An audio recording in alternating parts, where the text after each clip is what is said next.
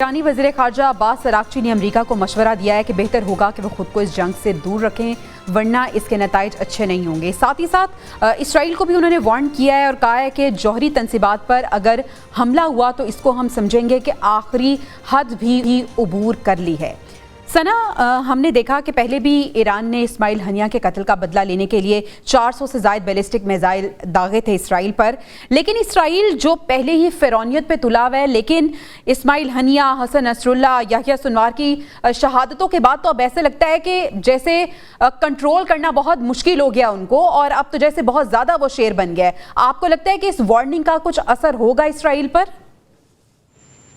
नहीं, देखिए, मेरा ख्याल नहीं है कि इस वार्निंग का कुछ असर होगा, लेकिन ईरान में और इसराइल में दो बड़े वाज़ेह फ़र्क हैं। इसराइल बहुत सोच समझ कर प्लान कर कर हमला करता है। ईरान में एक बड़ी जज्बातियत पाई जाती है। ख़ास तौर पर आपने इस्माइल हानिया का जब हवाला दिया, तो जब उनकी शहादत हुई थी उसके बाद ईरान के ऊपर बहुत प्रेशर था कि वो इसराइल से इसका बदला ले। फिर उसके बाद हमने देखा कि हिजबुल्लाह को जिस तरह टारगेट किया गया, फिर दोबारा अब हमने देखा कि हमास के सरबराह जो नए बनाए गए थे उनकी भी शहादत हुई। कहने का मकसद ये है कि ईरान में इंटरनली बहुत ज़्यादा प्रेशर, देखिए, उनके पास खोने के लिए बहुत कुछ मौजूद नहीं है, लेकिन इसराइल के पास खोने के लिए बहुत कुछ मौजूद है। उनका आयरन डोम ज़रूर मौजूद है जिसको अपना सेफ्टी जोन कहते हैं, लेकिन ईरान ने इस मरतबा जो हमला किया है, पिछले हमले में जो कि अप्रैल में किए गए थे, कुछ जो लिमिटेड तादाद में थे, जिसमें कहा जा रहा है कि 200 के करीब उन्होंने रॉकेट्स फायर किए थे, उसको तो इसराइल ने किसी तरह डाइजेस्ट कर लिया। लेकिन अब जो हमला हुआ है उसको किसी सूरत में भी डाइजेस्ट नहीं किया जाएगा। ऑफिशियली वहां से डिस्क्लोज नहीं किया गया, लेकिन ये कहा जा रहा है कि जिन लोगों ने इंश्योरेंस के लिए वहां पर अप्लाई किया वो तकरीबन 2500 से ज्यादा हैं। तो आई थिंक ये समझने की जरूरत है कि आया ईरान को ये जरूरत क्यों पेश आई। ईरान में इंटरनली इतना प्रेशर मौजूद था कि उनकी हुकूमत को बिलाखिर उस अवामी प्रेशर को मद्देनजर रखते हुए रिएक्शन देना पड़ा। लेकिन इसराइल में इंटरनल प्रेशर नहीं है, लेकिन स्ट्रेटेजिकली वो ये समझते हैं कि उनको इसका रिस्पॉन्स देना पड़ेगा।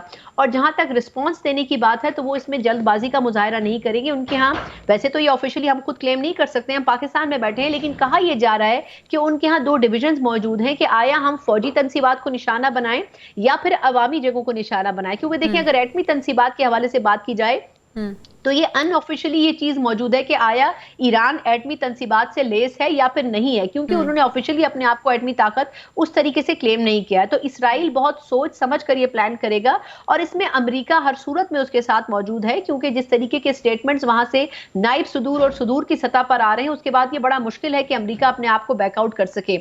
लेकिन हमें यह देखना होगा कि पाकिस्तान के पर्सपेक्टिव में हम कहां खड़े हैं। अगर ईरान के ऊपर, जो कि हर सूरत में होना है, हमला होता है, तो पाकिस्तान उस पे क्या रिस्पांस देगा? क्या वो एक साल गुजार के, जिस तरीके से हमने एक एपीसी बुलाई और हमने एक करारदाद उसमें पेश की, हमें एक साल लगा, हमास तो छोड़े, दूर की बात है, फलस्तीन के ऊपर बात करने में। तो अगर ईरान, ठीक है सना, आपका पॉइंट आ गया है। आदिल साहब, आप क्या किस तरह से इस पूरी सिचुएशन को रीड कर रहे हैं? आपको भी ऐसे लग रहा है कि इसराइल ने जवाब तो देना है, वो प्लानिंग कर रहा है, स्ट्रैटेजी बना रहा है, उसके बाद जवाब देगा? देखिए, जो डॉक्यूमेंट्स लीक हुए हैं उससे तो ऐसा लगता है कि इसराइल कोई प्लानिंग कर रहा है और ईरान के करीब जो है वो अपना असला जो है मुंतकिल कर रहा है, तो वो किसी भी टाइम शायद हमला करे। लेकिन मुझे नहीं लगता कि अभी कोई फौरी ऐसे हमले के इम्कानात पैदा हो सकते हैं, क्योंकि अमरीकी इलेक्शन में से 4 हफ्ते से कम वक्त रह गया है और हमने देखा है कि अमरीका के अंदर जब ट्रंप सदर बने थे उस वक्त उनका सबसे बड़ा बयानिया था वो इराक जंग में फौजियों की उनकी हलाकतें थी और अफगानिस्तान जंग में जो उनके वसाइल इस्तेमाल हुए थे उसको बुनियाद बनाकर उन्होंने एक कैंपेन शुरू की थी।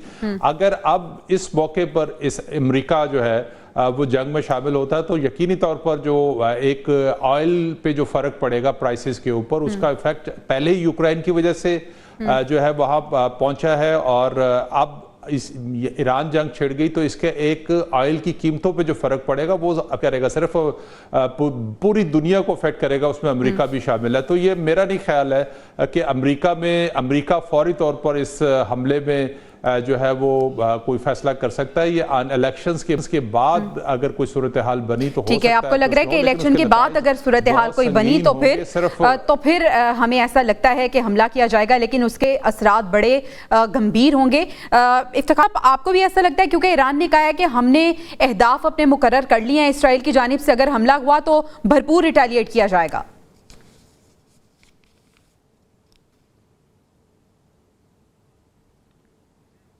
इफ्तिखार साहब, माइक म्यूट। जी, अब आ रही है आवाज।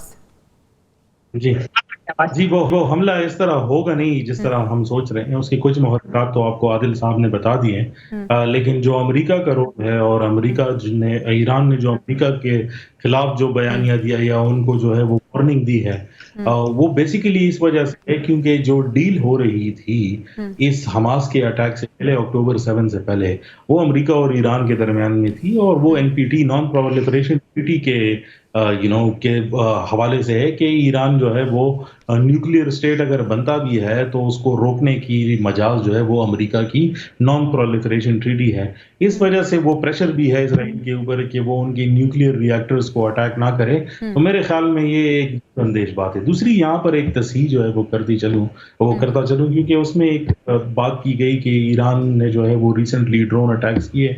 तो ड्रोन अटैक्स जो हुए थे वो हिजबुल्लाह ने बेरूत से जो है वो किए थे। और तीसरी जो बात है वो याह्या सिनवर के हवाले से है, जो हमास के लीडर हैं जिनको उन्होंने शहीद किया अभी।